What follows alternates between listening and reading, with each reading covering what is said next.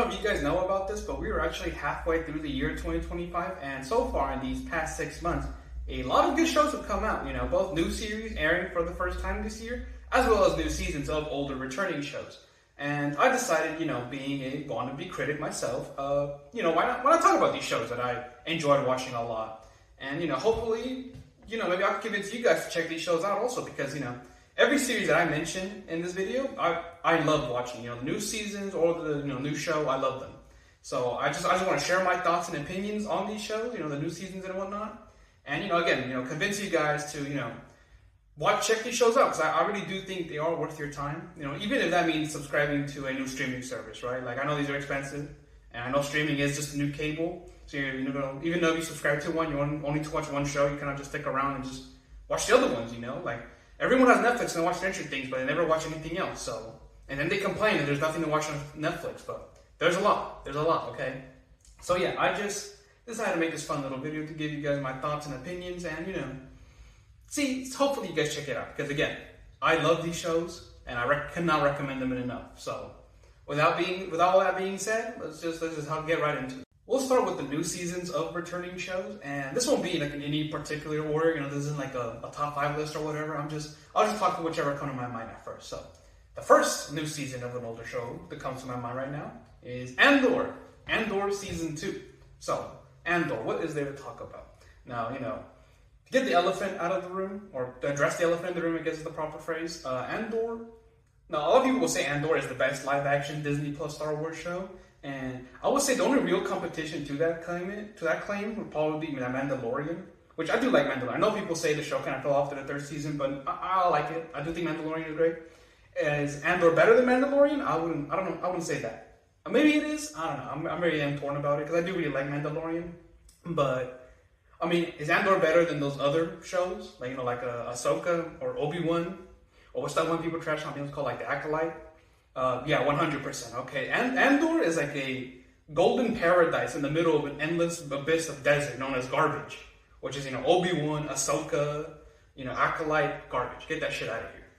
Andor, however, it's just amazing. Like, it really is. First off, like, by the name of the title, you can tell the show is about Cassian Andor, who was introduced in Rogue One, which is a very good Star Wars movie. Definitely one of the better, Disney and Star Wars movies.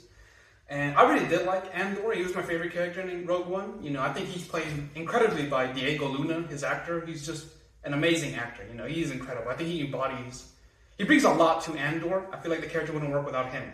He is amazing.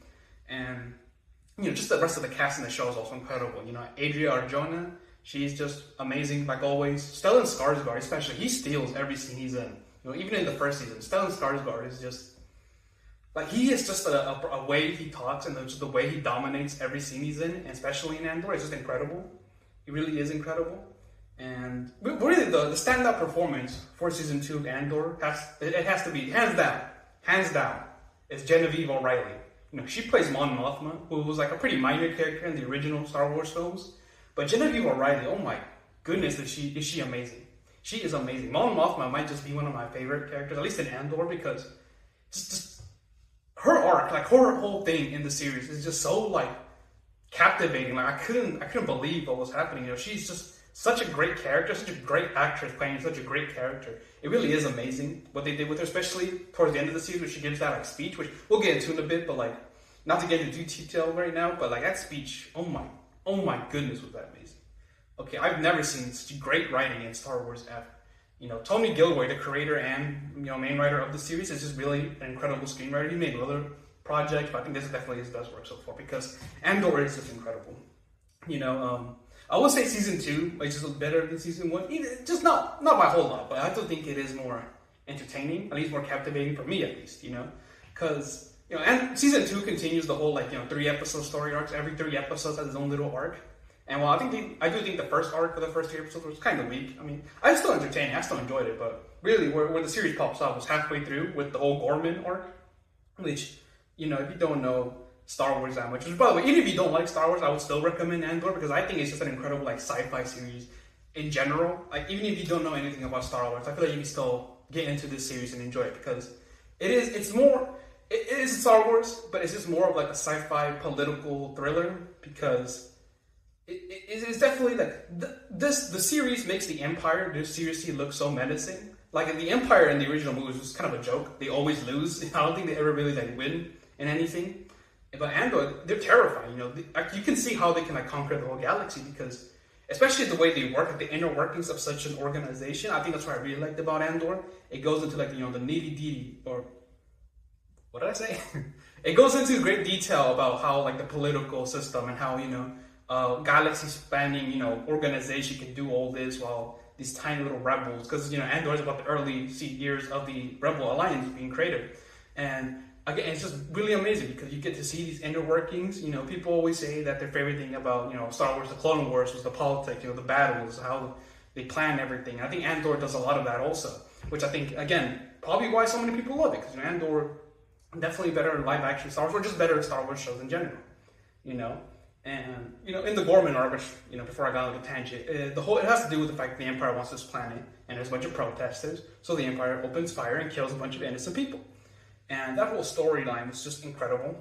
Obviously, I could not By the way, Disney did this weird thing with season 2. Instead of releasing like a new episode every week or releasing the whole series in one day, they released 3 episodes a week, which I guess they did that because again every 3 episodes is a story arc, but it really is kind of weird, like 3 episodes, because that means there's only like 12 episodes the whole season, so the series only ran for like 4 weeks, really short, but whatever. The point. But what I was saying was that like when I was seeing the Gorman arc come out, I was in the edge of my seat. Okay, that was incredible. Like Andor, what he was doing in there with the Empire people, also I forgot their names, but the couple working for the Empire, just incredible stuff, really incredible stuff. And I don't want to get too much into spoilers, but when I was saying earlier about the speech that Genevieve O'Reilly's character, Mon Mothma, gives, like the first time, did they say genocide? I think it's the first time that word is ever used in Star Wars. And it's just, that speech really like shit, I wanted to fight for the Rebel Alliance, that was an amazing speech. That was really incredible. The way she talked and the way it just came out, it's just really well spoken, really well written, really well, just everything. Everything about that speech was incredible, and everything that happened after that speech was just amazing. Just amazing. Okay, another thing first for Star Wars also was that in the first arc of season 2, the Empire is in this like farming planet, and one of these like officers, a high-ranking member, is along with this lady, Adria Arjona's character, and he forces himself, or at least he tries to force himself on her, and this was really like shocking because Star Wars, and this is probably gonna get some Star Wars fans mad, but like let's be honest with ourselves. I like Star Wars. I'm a Star Wars fan, and we gotta be honest with ourselves, guys. Star Wars is for little kids, not for tiny, teeny kids. This isn't a PBS show, but like it's for kids. I know that there's murder, I know that there's all this and that, but like Clone Wars aired on Cartoon Network. Okay, Disney isn't exactly known for their adult, mature stories, but Andor definitely is mature. I would say that's another thing. It's definitely the most mature Star Wars thing here. Again, I'm literally just talking about how there's I can't say the word because I'm on YouTube, but you know what I'm talking about. And that was really shocking. First of all, I know some people didn't like it because it like ruined the fantasy or whatever, but like, it's amazing how much they're willing to like push. First they talk about first it was the attempted R word, and then it was a genocide, and it's just like I said, this is really the most mature thing in Star Wars. It's just incredible that they were able to get away with it. It's incredible that Disney was even allowed to do it. There was like a lesbian couple in the show. There's 2 girls who kiss. Since when does Disney allow that? Okay, like, as progressive as Disney wants you to think, they really aren't. Okay, they really aren't. And the fact that they show a gay couple kiss in a Star Wars show, one of their main, one of the more popular shows on the streaming service, like again, they're pushing boundaries. Okay, Tony Gilroy is pushing boundaries with Andor, and that is what makes it incredible. Okay, they push the limit to what they can show, to what can they do in this universe, to its absolute limit. That you just can't stop but be awed by it, because it is just so amazing. It is so incredible. The writing is amazing. The CGI is really good also. One thing about like TV shows, unless it's like a super high budget one, the CGI is always trash. But again, Disney putting it all, just like The Mandalorian, that's good CGI. Like the robot, the big black Empire robot, I forgot their names, but pretty funny. I like that one character also. And yeah, just so many character arcs done very well. Diego Luna, Adria Arjona, Stellan Skarsgård, Genevieve O'Reilly, all incredible. Writing incredible. Tony Gilroy should just be given Star Wars to do. Tony Gilroy should be what Star Wars is to what James Gunn is to DC. He should just be in charge of everything because he is amazing. And Andor is amazing. Season 2, incredible. I highly recommend it. Again, even if you don't like Star Wars, I don't care. Watch Andor. Okay, Andor season 1 is also incredible, but I'm also talking about season 2 for this episode. So, but yeah, couldn't recommend it enough. Really, just amazing season. It's a shame that Andor is only 2 seasons. This is like the second and final season, so we won't be getting any more Andor stuff. And the show ended, which is a shame. But I mean, where more can you go? The way with the show ended, like Andor season 2 ended literally right into Rogue One, and Rogue One leads right into like A New Hope, which is also just really good that they were able to like, because all these happened like simultaneously. Also, season 2 of Andor, Rogue One, and then A New Hope all just happened simultaneously within one another, which is really well written because. How can you fit a story already? It's kind of like Better Call Saul, how perfectly it leads to Breaking Bad and, after Breaking Bad. So, I mean, I just compared Andor to Better Call Saul, so you know how much I like this. So, again, definitely one of the better Disney Plus shows out there. One of the better Star Wars shows out there. One of the better sci-fi shows in general. And yeah, if I were to give Andor Season 2 a ranking, it's a 10 out of 10, baby, because that shit is incredible. So yeah, Andor Season 2, really good. The next one is Invincible Season 3, and I'm sure all of you are well aware of Invincible. It's definitely, at least for me, it's definitely one of my favorite animated series airing right now.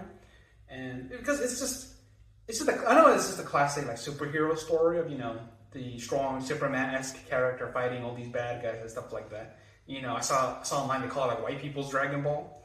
But it's just, what I like about Invincible is literally just that, like that meme, like the hype moments and aura, like, don't get me wrong, Invincible has great writing, it is really good, but, I think what I enjoy about Invincible, I'm sure a lot of people, it's just like, other people enjoy, it's just the fact that Invincible just fights all these like cool bad guys, these aliens, interdimensional beings, demons. It's just a cool series, it's a series you watch because it's cool, it's cool because Invincible does cool things, so, one criticism that hasn't really changed, and people have been saying since like the first season, is the fact that Invincible's animation isn't really the best. It is kind of rigid, very, not a lot of movement, not a lot of life going on there.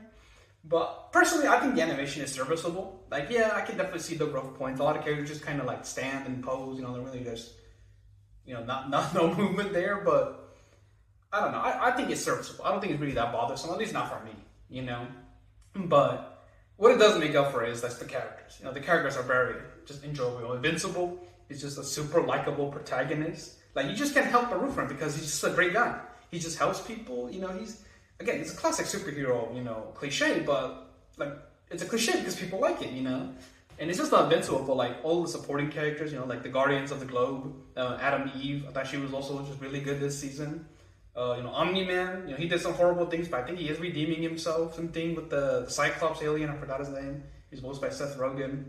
But really, Invincible's mom, Debbie, I think she's really underrated. For someone who doesn't really, or at least from told in the comics, doesn't really do much. They give her a lot in this season. She's definitely like the emotional anchor in it all. So we really, really appreciate the fact that MILFs are shown to be, the best characters in the series. So, shout out to Invincible for that.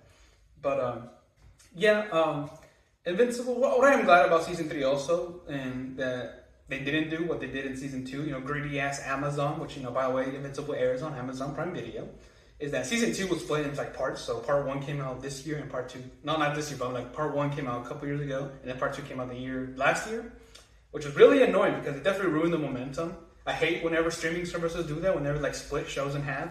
Netflix does that a lot. I think Netflix is splitting, like, the next Stranger Things season in, like, 3 parts. Why would you do that? Why would you do that? That is annoying. So don't do that. And I'm glad Invincible Season 3 didn't do that. They definitely learned their mistakes because, Part 2 of Season 2 was definitely underhyped compared to, Season 2 Part 1.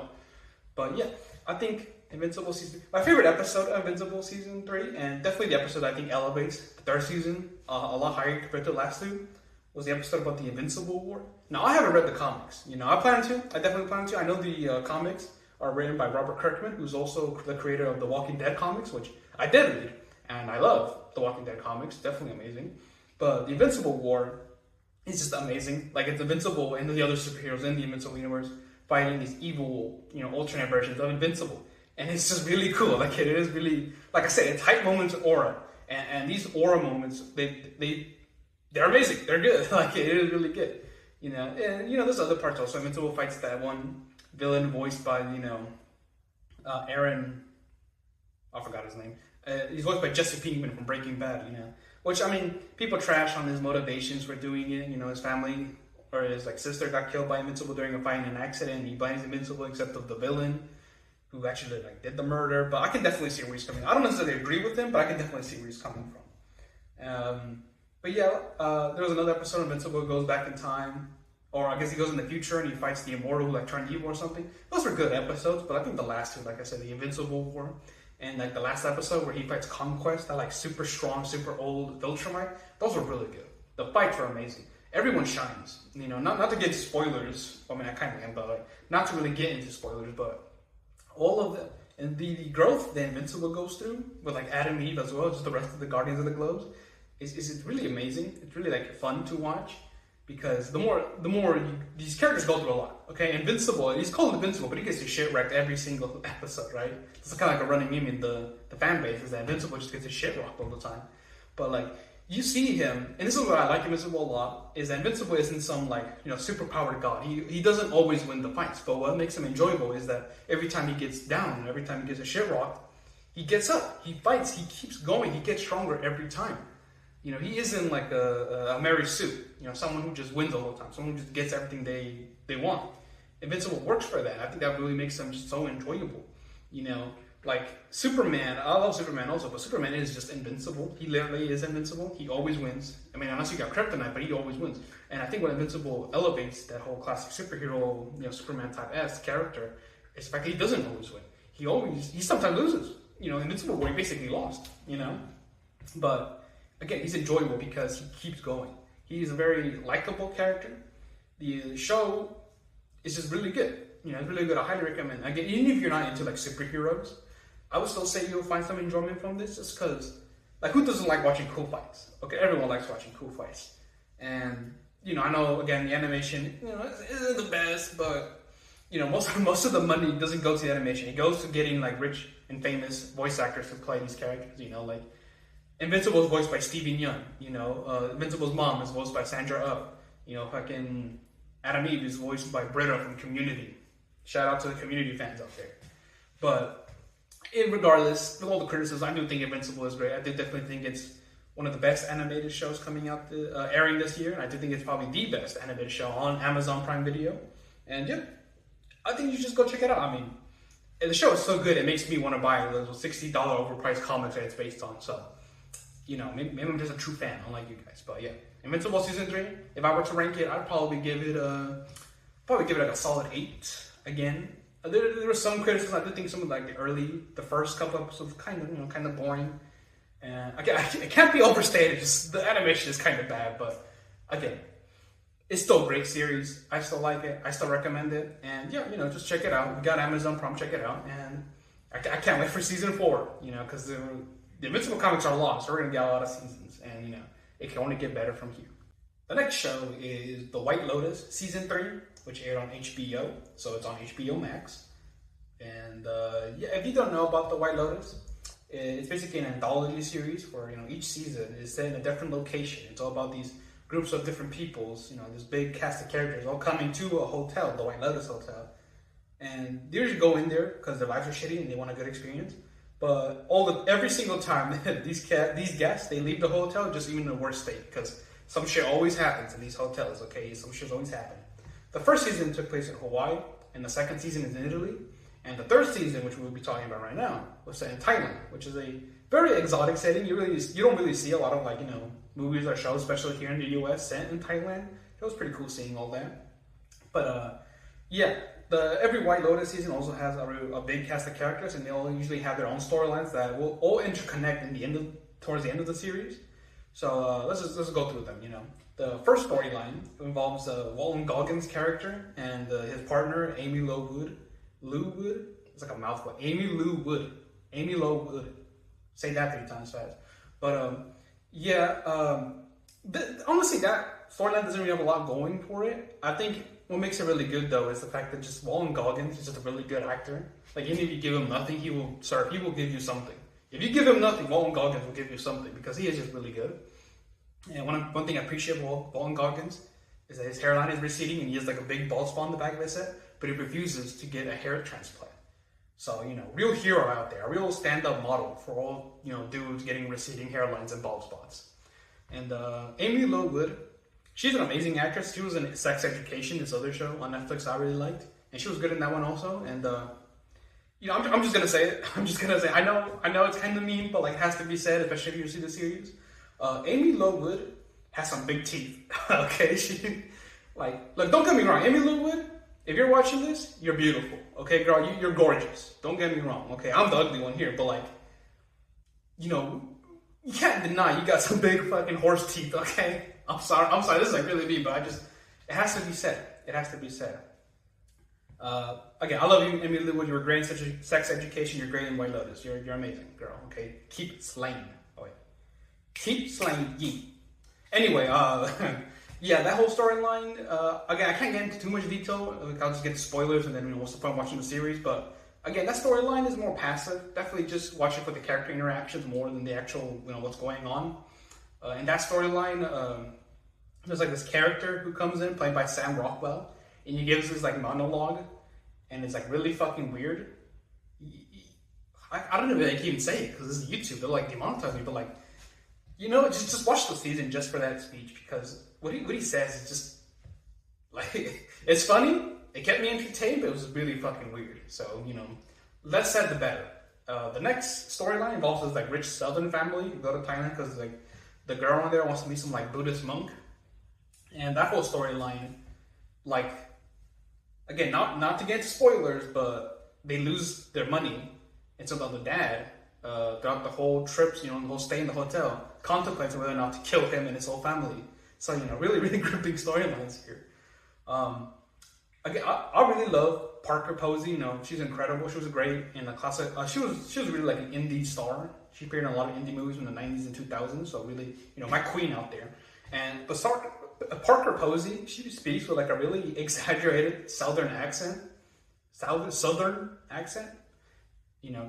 I'm not from the South. I say southern, not southern. But she speaks with a really exaggerated southern accent, and it's really funny. It really is funny, and it's good because she plays a funny character. So every time she speaks, like I'm sure you've seen the clips. Parker Posey going up and going like, like Buddhism, Piper no, tsunami. It's great. It's great. I love Parker Posey. I love her in White Lotus season 3. I love her whole character, and don't get me wrong, there is some slight gay incest in that storyline. Just curveball. I'm throwing a curveball here, but like, it's weird. I'm not a big fan of like, incest. But I think the White Lotus does a good job at it. Mike White, the creator and main writer of the show, I think he does a good job with that whole storyline. If a gay incest storyline between two brothers is enough to turn you back, then I don't know. If you can watch Game of Thrones, you can watch White Lotus. Okay, it really isn't that bad. There's a part that I guess really bad, but like it really isn't that bad. I still love White Lotus season 3, even with that, and I think the storyline is definitely fun, even if the conclusion is kind of predictable. But again, these characters, they play like archetypes instead of actual people, and normally that'd be a bad thing. But like the way the show is written, and the way Parker Posey, Jason Isaacs, Patrick Schwarzenegger, Arnold Schwarzenegger's son plays the gay incest brother, so he's really good. A nepo baby, but a good one at the very least. But yeah, I think that storyline was a lot of fun. Not as good as the other storylines, which I will get into, and that includes the one with Carrie Coon and her group of friends. I forgot all their names. I'm sorry. It's basically a bunch of like middle-aged women who decide to go on Thailand, but like they really all don't like each other that much, and they're trying to like save their friendship while going there. And they deal with like some other shit. Like they deal with some like scammers, I think they were. Like some people, they work at the store, but like they scam people of their money. And the whole trip is like, the whole point of that is the three of them. And one of them is like rich and famous. And she's the one that like, use their money to get them out of Thailand. And while her two other friends are grateful about it, they don't really like her that much. So it's just this kind of awkward situation where like Carrie Coon, the rich one, she like slowly comes to realize that her friends don't really like her that much. And they're not necessarily using her for her money. They do like her, but like, I don't know, it's just it's kind of awkward, but I feel like this is like a situation that I feel a lot of people find themselves in, especially if you're in a friend group and there's like one who's like, more successful than the others. There's definitely a situation that'll come up where they feel like they're being used. in a way, but they're really not. They're really not using. They didn't ask her to pay to fly them out. You know, she wanted to, and they just feel bad because they don't really like her. But at the same time, like she's being, spending all her money for this, and they want to be generous and stuff like that. And it's just, I think it's definitely my favorite storyline because I think the relationships between these three, middle-aged milfs is just really captivating. I feel like I like stories. I like stories about like people with emotions. Human being going through stuff that I find relatable, or other people find relatable. And I definitely think, I'm not Walton Goggins, and I've never been in a gay incest situation, but like I have a rich friend. I have a friend who's wealthy, and I think about this storyline a lot. So I think it's definitely one of the well-written ones, and I definitely think if you're gonna watch The White Lotus, at least watch this storyline because it's really good. It's very thought-provoking. It's very emotional, and I think out of every character that goes into the series, that group of milfs, they definitely come out happier than the rest because they don't end well, But with that being said, the fourth and final storyline is actually a carryover from the last two seasons. So again, not just spoilers, but in the last season, a big character died, a rich one, and her husband inherited all her money. And a friend of that rich character from the last season returns, and she suspects that her husband, widow, who inherited all the money, actually plotted her murder. And so the whole series, in this season, she has to figure out whether or not it's true and know what to do about it. This is definitely my favorite storyline, better than the MILF storyline, because it's just good. It is just good. I can't really go into detail with these storylines because then I'll just be spoiling it. But again, you just gotta check it out. You just gotta check it out because it is really well written. You don't really have to see the two seasons. I mean, I definitely say you would because there's definitely some carry on, like I said. But again, for the most part, each season this is like an anthology series. So each season is pretty much its own thing. You won't really see reoccurring storylines that much. But I think White Lotus was one of my favorite shows of this decade, 2020s. It's just so well written. Mike White is just great at writing just these horrible situations because they're great. Oh my goodness. And I think out of all the shows, at least out of the new seasons that we're talking about, White Lotus season 3 is definitely my favorite out of the bunch. In fact, I would give it a 10. I give it an 11 out of 10. Okay, I love The White Lotus, and I love this season. I was on the edge of my seat every single episode. Some people might say it's boring because unlike Invincible or Andor, there isn't action. It is mostly just people talking, going to locations, rich people being terrible. But I like that.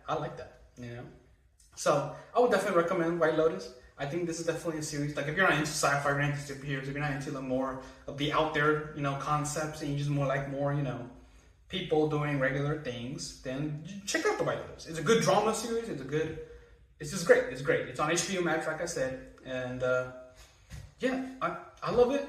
Definitely my favorite of the new seasons of older shows, and maybe just my favorite of ever because I love White Lotus. I do love it, and I can't wait for season 4. I think some of the locations, it's either between Norway or Chile, just somewhere cold, because the last 3 seasons have usually been stropical summer, locations, Hawaii, Italy, Thailand. So I think that change of locale to a more cold location is definitely a good change. And I just can't recommend it enough. White Lotus season 3, incredible.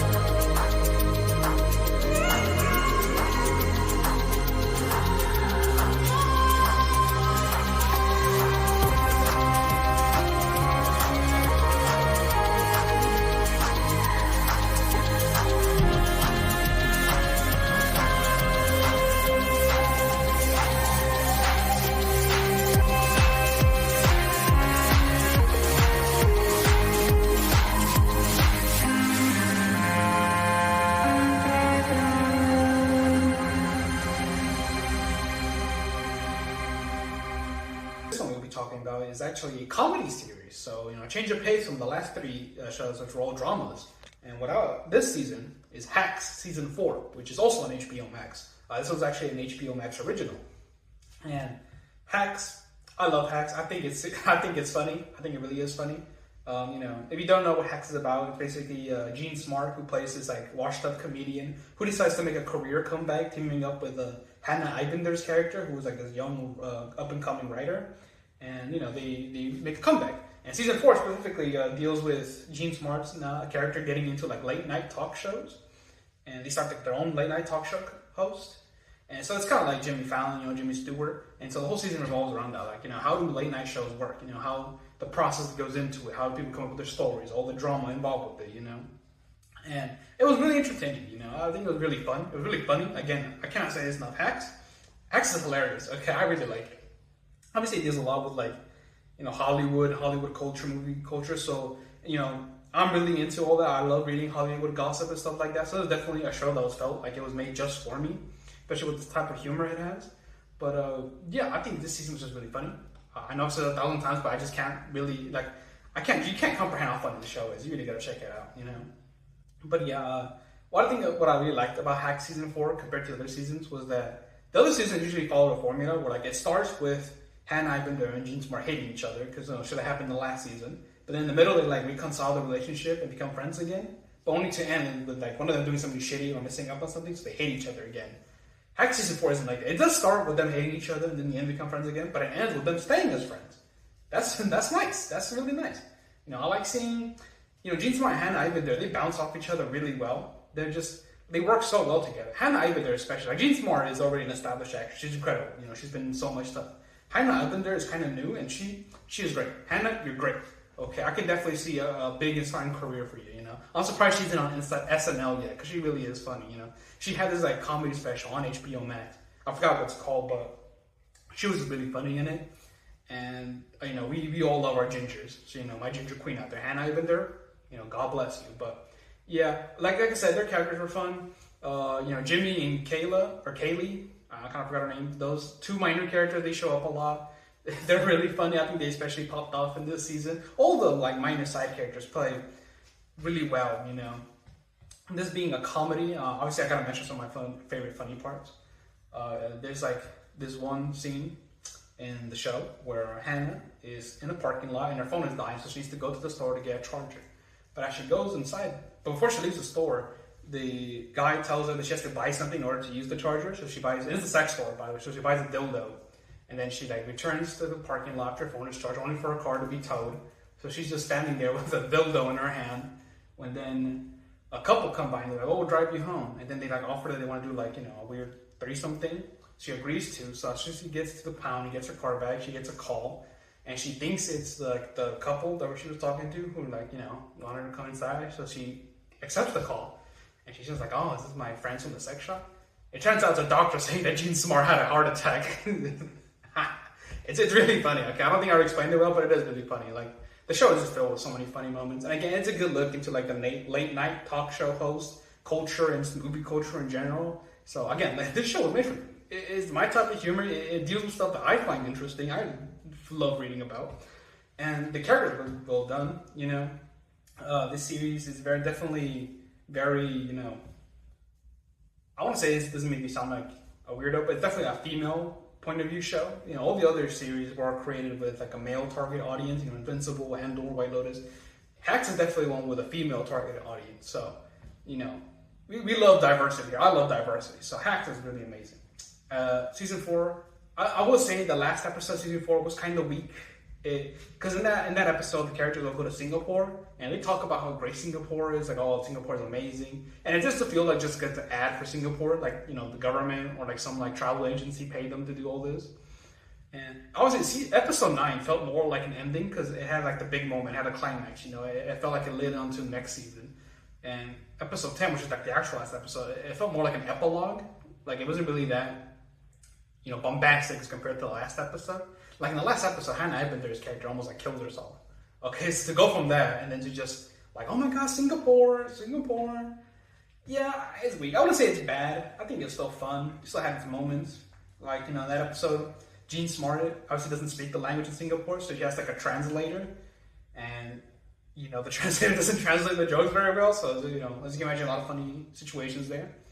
But yeah, from what I hear, season 5, which has been confirmed, I think might be the last season, and then I'm not 100% sure on that, so I think it's kind of a shame because I do love Hacks, but like, well, the way the story is going, I can't imagine they have much more planned to do anyway. Like, each season again ends with like Jean Smart making a comeback only for it to fail and they have to start up again.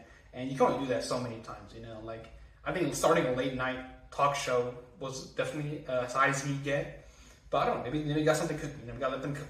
But yeah, I definitely think Hacks is great. I think for a comedy series, it's really funny. I think season 4 is great. If I were to rank it, I give it like a solid 9 out of 10. I give it a 10, but really like that last episode really was weak. Like I think it did kind of bring it down. But yeah, it's great. It's on HBO Max. If there's 2 HBO Max shows. You should watch White Lotus and Hacks. And I recommend watching the whole show, even if it's 4 seasons. But like, it's only a half-hour show, so each episode is only like 30 minutes. Unlike the other shows which roll, full-hour shows. So it's definitely a series you can easily watch. Probably with your partner, someone, because it's funny. It really is funny. I like it a lot. So I can't recommend it enough. And yeah, Hacks season 4. Thumbs up. The last new season of a show I want to talk about is Black Mirror season 7, and this season was just great. It was great. A lot of people like to say that like Black Mirror fell off at the 3rd season. The first 3 seasons of Black Mirror was when it was made by was it Channel 5? I think it's like British network, and after that the series was bought by Netflix. So season 4 and onwards is done by Netflix. And well, I'll admit, season 4 and 5 are definitely the weakest ones. I do think recently, season 7 that came out this year, and season 6, which came out last year, I think Netflix has definitely picked up their pace. I think the series has gotten better. Okay, like season 7 especially, I think 6 episodes, right? This is an anthology series, so each episode is its own thing. But like this batch of 6 episodes were just really fucking good. Okay, I don't think there was a single bad episode this season. And keep in mind, I liked season 6, but even that one had like an episode or 2 that were really weak. Maybe one that was really bad. But this season, I think, was just really, really well. Okay, my favorite episode of season 7 was the Hotel Riviera one, which is like this classic, Casablanca, Golden Age Hollywood type movie within this episode, which, it's all about like AI making movies, AI inserting actors into the movie world, and then the characters, NPCs basically gain sentience. I think it was just really well made. I like the whole like black and white, like I said, Golden Age Casablanca type that was going on there. Issa Rae and Emma Corrin were just amazing. I think they're both incredible, and they were incredible in this episode. I mean, this episode was so good that I forgot the fact that Awkwafina's in it. I don't really like Awkwafina, so the fact that I still like this episode, even if she's in it, it goes to show. But with that being said, all the episodes, like I said, were great. There was one episode, there was like the other Star Trek, which is a sequel to a previous episode from like season 4 or 5. One of those. That one was also really good.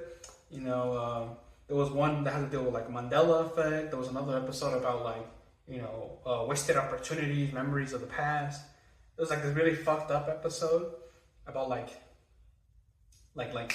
people going brain dead basically, but being brought back to life, but ads play in their heads and they say it. I'm not explaining it really well, but like it really is funny, especially with the way it ends. Like, oh my god, that's some classic like Black Mirror dark type shit that the show is known for. So like I said, I think the series is back. I think Netflix has definitely picked up the pace because these batches of episodes were all amazing. I love them, and I can't recommend it enough. Especially since Black Mirror is like so easy to get to. Because again, like I said, every episode is its own thing. Sure there might be some that connect and some like I think this season did its first like direct sequel to a previous episode from a previous season. But honestly, you can pop up any episode, any day, any time, and like it's so easy to get into. Like I don't understand why people don't watch Black Mirror. I definitely think Black Mirror is also one of the better shows on Netflix, like Netflix originals. Like it's better than Stranger Things, I can tell you that. Because Black Mirror, what's so great about it is that like it's not even that far from like Black Mirror is all about like dangers of technology. It's the common theme of every episode. And a lot of the episodes aren't really thought out from like what's happening in real life. So like there was literally a whole episode like a couple seasons back that had to do with like, if you do something bad, people will rate you lower and then like your quality of life will go down. That's literally what happens in China. The whole social credit system over there, that's literally what happens over there. And this season also had to do with like AI. That's literally happening right now. So I think Black Mirror, while a lot of its concepts for the episode seem like far into the future, like, oh, it's never going to happen. it could very well help because like it's really not that far off from what's happening, you know. And I think that makes Black Mirror so captivating, so interesting. It's just the fact that like these high-end sci-fi concepts, it really isn't that far off from what's happening, you know. I think Black Mirror definitely serves as a warning, you know, the dangers of AI, the dangers of, you know, stupid people making technology. So again, I can't recommend it enough. I love Black Mirror. I think the series as a whole is definitely one of my favorite anthology series. Again, like it's so good. It really is so good. I know some seasons are stinkers and they have some really bad episodes here and there, but like it's such an easy series to get into. This season especially was great. You know, Netflix already announced season 8. So, I mean, with the way things are going, I'm sure season 8 is also going to be incredible because they're really picking up they're picking up the slack. You know, I think the creators are definitely on back with their work. You know, they're cooking again. You know, like that one GIF of like Gunnar writing, it's like fire. That's what's happening in Black Mirror writing room. Okay, because it's great. It is. And yeah, if I were to rank Black Mirror season 7, I give it like a 10 out of 10 because each episode is great. I can't tell you no. I would get into details about it, like a ranking, but that'd be spoilers, and I don't really want to get into that. Again, I want you guys to watch it. So, yeah, I think out of all the seasons, I do think that Black Mirror season 7 is at least better than like the previous last 3. Okay, that's how good it is. Like season 7 is probably the best Netflix season of Black Mirror, definitely as good as like the British early season. So, again, I can't recommend enough. And yeah, just watch it. I mean, this season's only 6 episodes, so it's really easy to get into. You can literally watch it all in like in one day, really. It's kind of, I mean, each episode is kind of like an hour long, so maybe not. But yeah, I do think it's great. Hotel, like I said, Hotel Reverie is my favorite episode of the season, so I think you should check that one out first. And yeah, just an amazing series for an amazing show that I hope continues to be amazing. So, you know, definitely, and it's pretty surprising because Netflix is not really known for their amazing originals. And Black Mirror isn't even that original because, again, they bought it from somewhere else. So, I mean, everyone has a Netflix subscription, so you have no excuse to not watch Black Mirror, okay? So, yeah, like I said, check it out. It's great. It's amazing. Next part, we're going to be talking about the new shows that came out this year. So, it really isn't a lot. I think there's only a total of 3 new shows that I watched this year that, you know, came out this year. So, this will be pretty fast. So, let's just get right into it, shall we? So, the first one, which I do think, this is a ranking, so the first one I think is my favorite so far. Is The Pitt, which aired on HBO Max. This is the 3rd show from HBO Max I'm mentioning, so, you know, good streaming service. Horrible UI, by the way. HBO Max is like a horrible, just like the way they're layered, it's just terrible. I think out of all the major streaming services, HBO Max definitely has the worst, like, icon, like the worst looking one. But, you know, whatever. It's not that bad. But anyway, The Pitt. First off, longest show, I also mentioned, you know, The Pitt season 1 is like 15 episodes. Each other show that I talked about so far, at the maximum was like 9. No, well, Andor had 12, so I guess it isn't that much, so never mind. But yeah, The Pitt is about like this group of surgeons, you know, doctors and nurses. And the whole thing about the series is that each episode is 1 hour in the shift, you know, the 1 day in life of these doctors. And the amount of stuff that happens in these guys' shifts is bonkers, okay? Like, so much shit happens. And then keep in mind, each episode is literally just 1 hour in these characters' lives, and like the amount of stuff that happens is just like, how do they do that? How do they do that? You know, and yeah, like so it's a very ensemble cast. There's a lot of characters, so you're bound to at least find a favorite one you enjoy the most. You know, my personal favorite is, you know, Dr. Robbie, the main doctor, the main surgeon. Because I just think he's great. I think he's like a great mentor. I think he's like just a great dude. I really enjoy watching him come in and teach all the rookies what to do. You know, great little guy.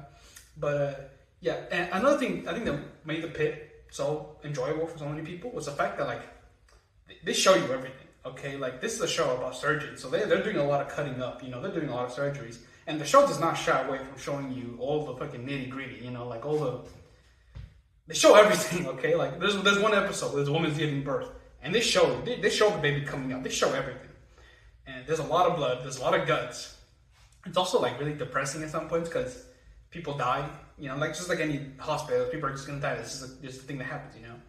And it gets depressing because like this is one episode where a kid, like a teenager, dies, and their parents are there and they're all crying, and it's just, and like it reminds Robbie of like some other kid that he failed to save years ago, and it's just like, oh my goodness, it got me emotional. And if a show makes you emotional, then you know the writing is great because it is. Okay, like 15 episodes, it doesn't feel that long, and this is like a premiere show, so each episode is like 40 minutes.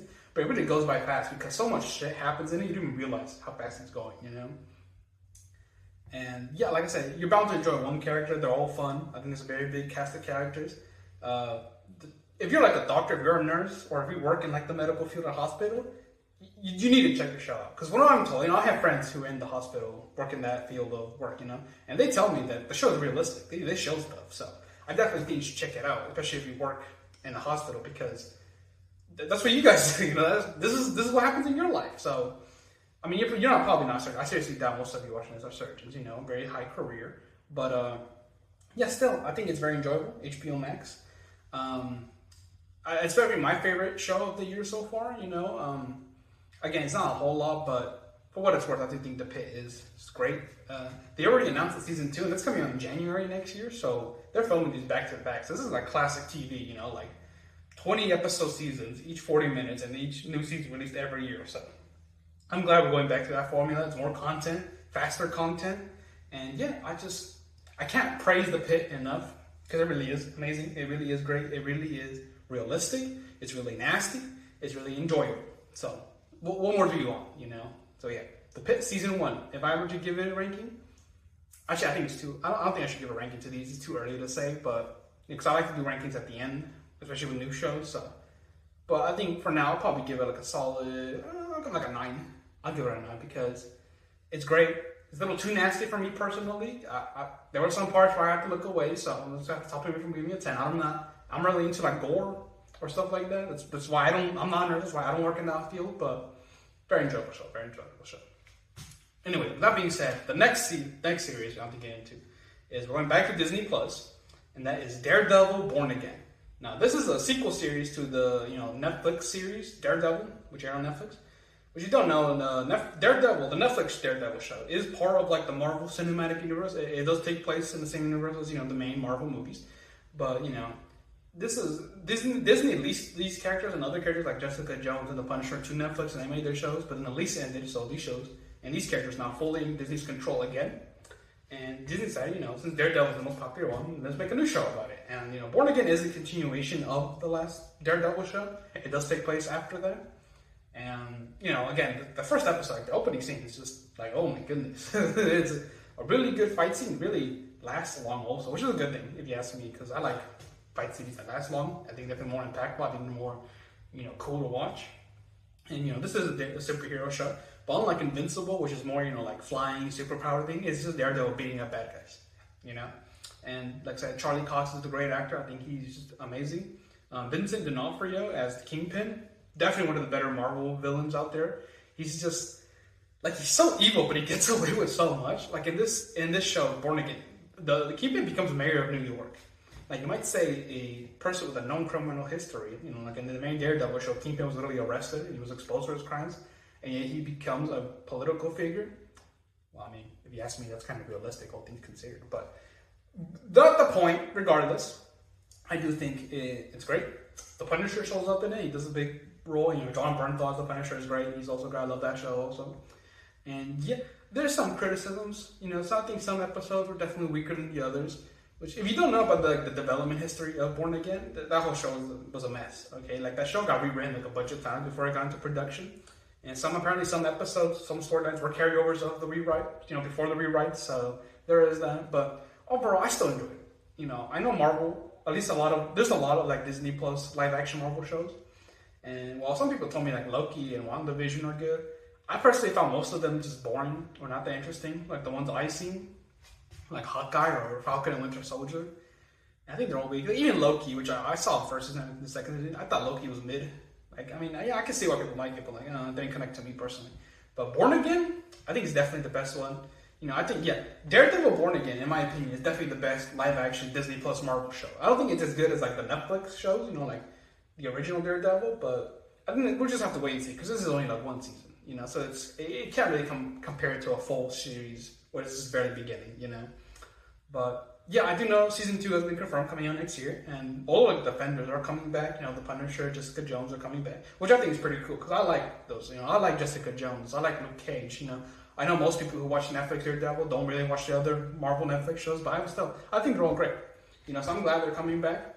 I'm glad Daredevil is being more integrated into the Marvel Cinematic Universe. Because if you watch the Netflix Marvel shows, you really get the sense it's connected. Like, yeah, I know Luke Cage and Jessica Jones do mention a lot, but Daredevil, not really. Like, I think when Daredevil first season at least came out on the original show, they weren't really decided yet to be part of the MCU, so there's barely any mention of it. Born Again is definitely more involved in the universe, which I think is great. You know, I love Daredevil. I think he's definitely one of my favorite superheroes. And yeah, like, the season's great. There was a villain, Muse. I think his design, I think his character was really cool. I think it was cool seeing him. White Tiger, gone too soon, by the way. But I know they're going to introduce like the sex. I know White Tiger, the other superhero, there's Kamala, there's a female counterpart, so they're definitely going to introduce the girl, White Tiger, later on. But yeah, I think it was great. I think Daredevil Born Again is a worthy successor to the original Netflix show, which is definitely one of the better, live action Marvel shows. And yeah, I can't wait to see how the rest of the season goes. I hope they actually gets put up a bit, because it does suffer from one of those things other superhero shows happens. Where like the main character doesn't really put on the hero costume that much, which I know is done because it's expensive and whatnot. But I don't really like it whenever superhero shows don't really, like, the character doesn't really do superhero things that much until like specific plot points. So, which one criticism about Born Again is that they do that, which is why I'm giving Born Again a 8 out of 10.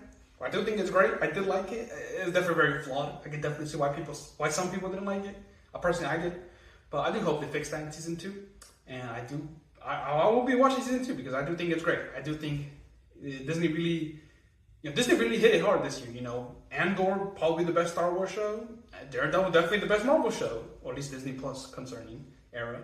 So yeah, I think Disney Plus did good. And we're not done with Disney Plus yet, because the next series I'm watching, or I'm going to talk about, that I saw this year, is actually an animated show called Your Friendly Neighborhood Spider-Man. Yeah, it's the next Spider-Man cartoon, this time on Disney Plus.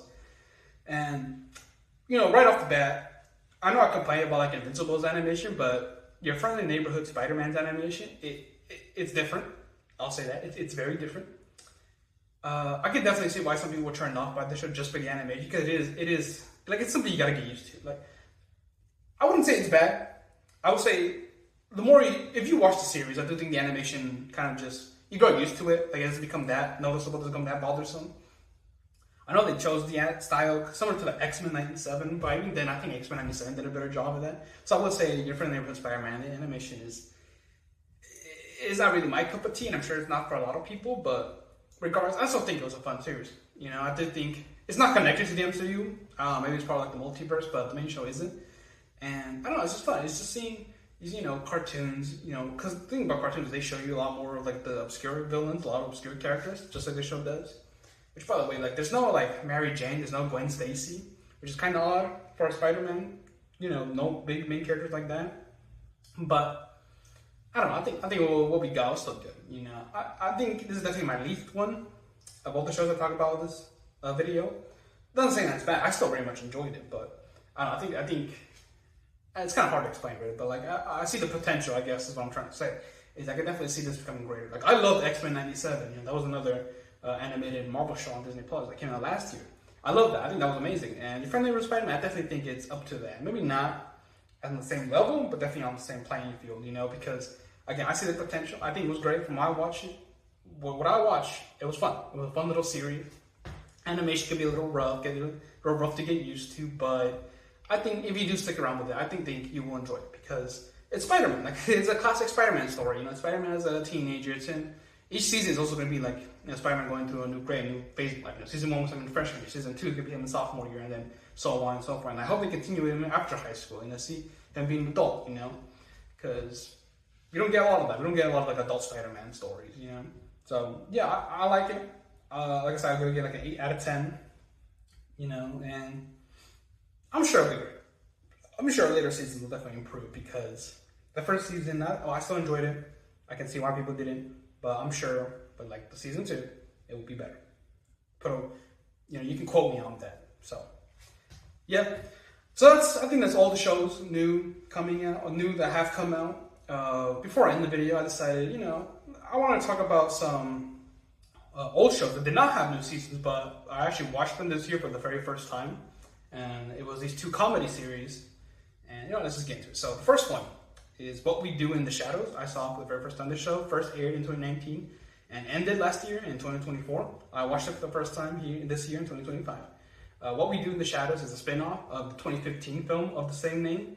Whereas that movie was it was a mockumentary, a fake documentary about a group of vampires living together as roommates in New Zealand. This show is just that premise, but this time in America, in New York. Oh my goodness. But yeah, it really is funny. Like, there's a lot of funny moments. I think all the cast and characters are really fun. There's Nandor the Relentless. He's my favorite character because he speaks with just a doofus accent. All the characters speak with their like ridiculous vampire accent, and it's just really funny. This is definitely not very like lore heavy. Like this is definitely it's not an anthology series, but like it's very episodic. There's no like grander scheme or grander story in this. It really is just like a fun little series you watch, 30 minutes long. Just where you watch the vampires, see what trouble they get into, what kind of shenanigans they do. Not to get into spoilers, but it's like an episode in like around season 4 or 5, I want to say. This episode was written by Ayo Edebiri, by the way, who was incredible. She's on SNL. She's just amazing. I love you, Ayo Edebiri. But she wrote this episode, and in this episode, the vampire roommates, they kill Sal from Impractical Jokers. I'm not kidding. I'm not lying. That happens in the episode. That happens in What We Do in the Shadows. Sal from Impractical Jokers is killed by vampires. So, if that sentence alone doesn't sell you to watch the series, I don't know what will. Okay? But it's really funny. It's goofy. Nothing in the show should be taken serious. There's literally a character who's like an energy vampire. And instead of like, the regular vampire here suck blood, he like sucks the energy out of people. So he'd just be boring. He like rants about like taxes and boring shit. He's played by the same nerd dude from Better Call Saul, the bald guy with glasses. So, great, fun actor, by the way. Really great. But yeah, fun series. Still fun. Like if you want to watch something funny, just check it out. What We Do in the Shadows, I think is really underrated. It has a great like theme song, like the intro, like the song they play in the intro is really catchy. I really like it. So I'm gonna put it right here. So, but yeah, I think definitely check it out. I saw it for the first time because I saw the movie. The movie was made by Taika Waititi, he's made some good films here and there. He made Hunt for the Wilder People and Jojo Rabbit and like the best Thor movie, Thor Ragnarok. And wanted to watch that movie, so I check out the series. It's on FX, so that means it's on Hulu, and it's on Disney Plus. If you have Hulu, then it's on Disney Plus also. If you don't have Hulu, then you can't watch it on Disney Plus. It has to be on Hulu. Very complicated, I know. But yeah, fun series, fun characters. I like Nadja. I think she's hot. Don't sing if you want to live long. They have no use for your song. You're dead, you're dead, you're dead, you're dead and out of this world. Now your hope and compassion is gone. You've sold out your dream to the world. Stay dead, stay dead, stay dead. You're dead and out of this world.